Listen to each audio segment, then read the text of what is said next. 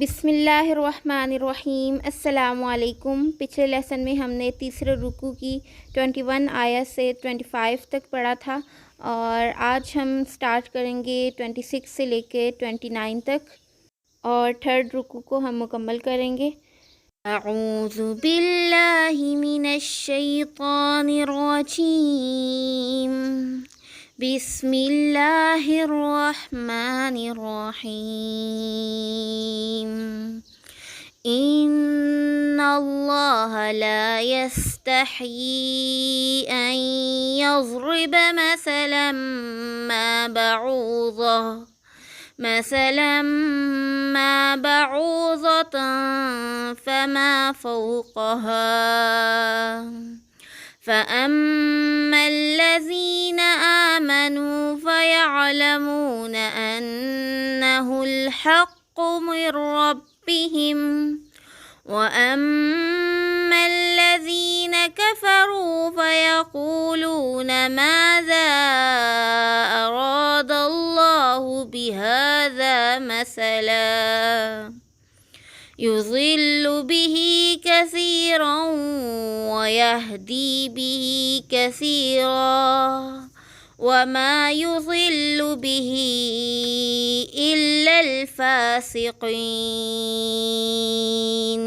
الذين ينقضون عهد الله من بعد ميثاقه ويقطعون ما أمر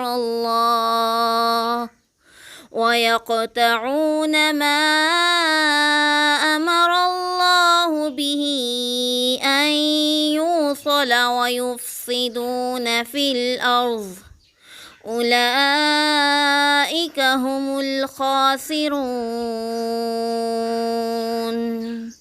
كيف تكفرون بالله وكنتم أمواتا فأحياكم ثم يميتكم ثم يحييكم ثم إليه ترجعون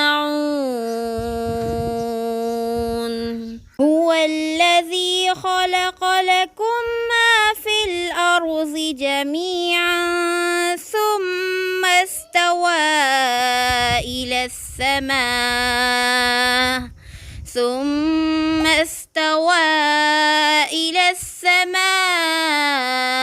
فسواهن 7 سماوات وهو بكل شيء عليم۔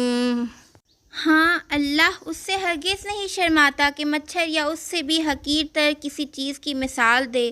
جو لوگ حق بات کو قبول کرنے والے ہیں وہ انہی مثالوں کو دیکھ کر جان لیتے ہیں کہ یہ حق ہے اور جو ان کے رب ہی کی طرف سے آیا ہے، اور جو ماننے والے نہیں ہیں وہ انہیں سن کر کہنے لگتے ہیں کہ ایسی مثالوں سے اللہ کو کیا سروکار۔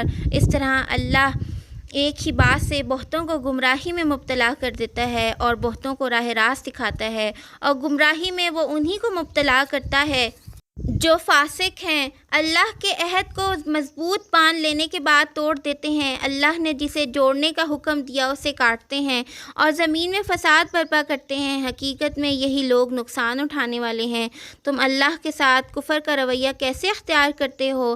حالانکہ تم بے جان تھے، اس نے تم کو زندگی عطا کی، پھر وہی تمہاری جان سلب کرے گا، پھر وہی تمہیں دوبارہ زندگی عطا کرے گا، پھر اسی کی طرف تمہیں پلٹ کر جانا ہے۔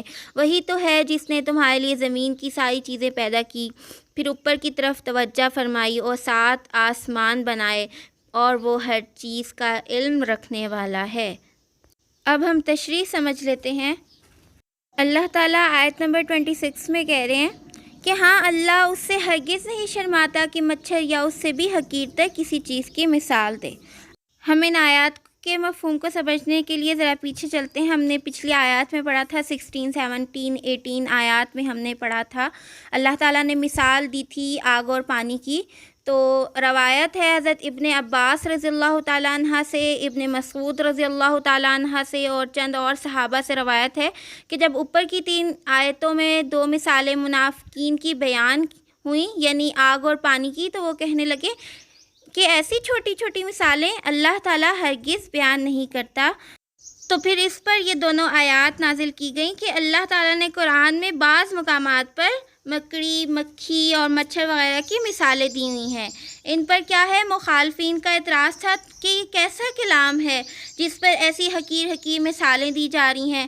تو کہتے تھے کہ اگر یہ اللہ تعالیٰ کا کلام ہے تو اس میں یہ فضولیات نہ ہوتی، لیکن اللہ تعالیٰ ہرگز نہیں شرماتا ایسی چھوٹی چھوٹی مثالیں دینے کے لیے۔ اگلی آیت میں اللہ تعالیٰ فرما رہے ہیں، جو لوگ حق بات کو قبول کرنے والے ہیں وہ انہی مثالوں کو دیکھ کر جان لیتے ہیں کہ یہ حق ہے جو ان کے رب کی ہی طرف سے آیا ہے، اور جو ماننے والے نہیں ہیں اور انہی کو سن کر کہنے لگتے ہیں کہ ایسی مثالوں سے اللہ کو کیا سروکار۔ اس طرح اللہ ہی ایک ہی بات سے بہتوں کو گمراہی میں مبتلا کر دیتا ہے اور بہتوں کو راہ راست دکھاتا ہے۔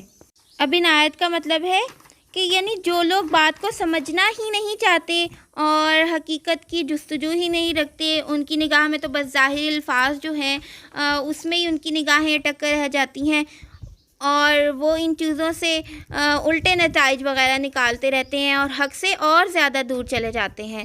اور اس کے برعکس جو ہے، جو حقیقت کے طالب ہوتے ہیں اور صحیح بصیرت رکھتے ہیں، ان لوگوں کو انہی باتوں میں حکمت نظر آتی ہے اور ان کا دل گواہی دیتا ہے کہ ایسی باتیں جو ہیں، حکیمانہ باتیں صرف اور صرف اللہ تعالیٰ ہی کر سکتے ہیں، اللہ تعالیٰ ہی کی طرف سے ہو سکتی ہیں۔ آگے اللہ تعالیٰ فرما رہے ہیں، اور گمراہی میں وہ انہی کو مبتلا کرتا ہے جو فاسق ہیں۔ اب فاسق کا مطلب سمجھ لیتے ہیں۔ فاسق کون ہے؟ نافرمان اور اطاعت کی حد سے جو نکل جائے اس کو فاسق کہتے ہیں۔ اللہ کے عہد کو مضبوط باندھ لینے کے بعد توڑ دیتے ہیں۔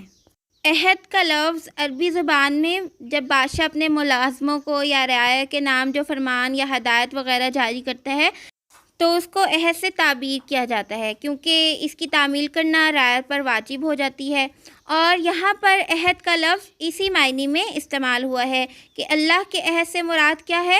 اس کا وہ مستقل فرمان ہے جس کی روح سے تمام انسان جو ہیں، نوع انسانی جو ہے، صرف اسی کی بندگی، اسی کی اطاعت، اسی کی پرستش کرنے پر مامور ہو۔ مضبوطی سے باندھنے کے بعد توڑ دیتے ہیں۔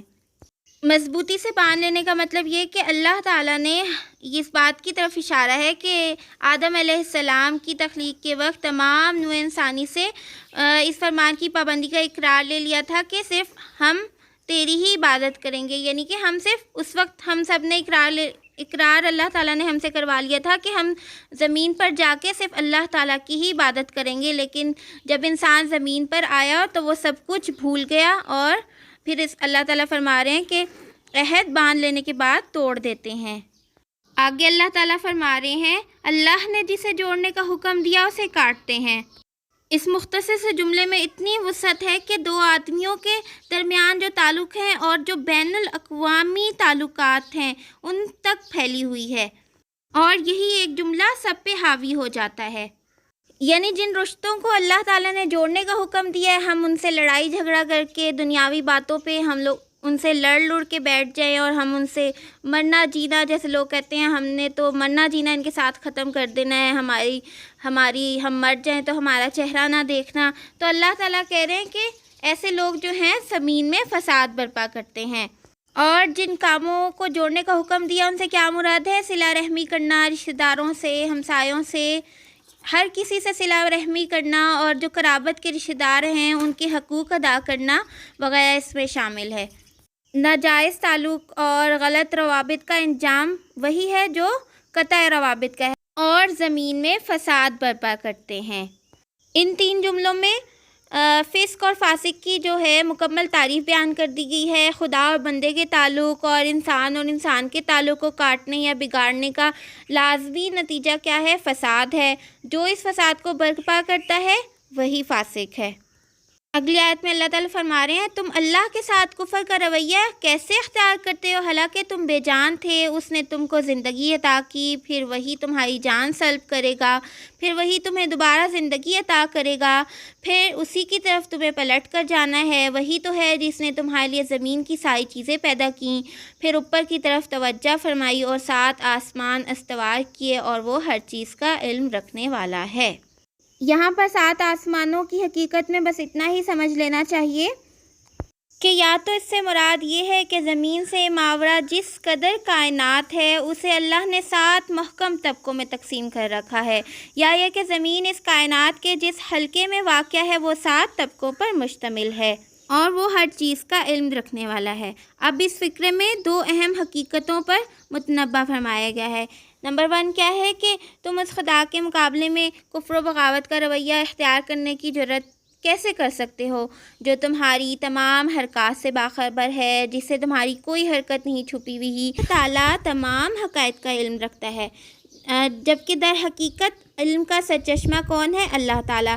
ہم اسے منہ موڑ لیں گے تو کیا فائدہ نکلے گا؟ ہم لوگ جہالت میں ہی بھٹکتے رہیں گے، اور جب ہمیں پتہ ہے کہ علم کا سرچشمہ ہی اللہ تعالیٰ ہے، جب اس کے سوا ہمیں کہیں سے بھی روشنی نہیں مل سکتی جس میں ہم لوگ اپنی زندگی کا صاف راستہ دیکھ سکیں، تو اللہ تعالیٰ سے نافرمانی کرنے کا ہمیں کیا فائدہ ہو سکتا ہے، جب اللہ تعالیٰ ہماری شاہ رخ سے بھی زیادہ قریب ہے، ہمیں دیکھ رہا ہے، ہمیں سن رہا ہے، ہماری پل پل کی خبر رکھتا ہے، اور ہم لوگ جانتے بھی ہیں کہ اللہ تعالیٰ ہر چیز کا علم رکھتا ہے، لیکن پھر بھی ہم اس کی نافرمانی کرتے ہیں، پھر بھی ہم غلط کاموں میں پڑے رہتے ہیں۔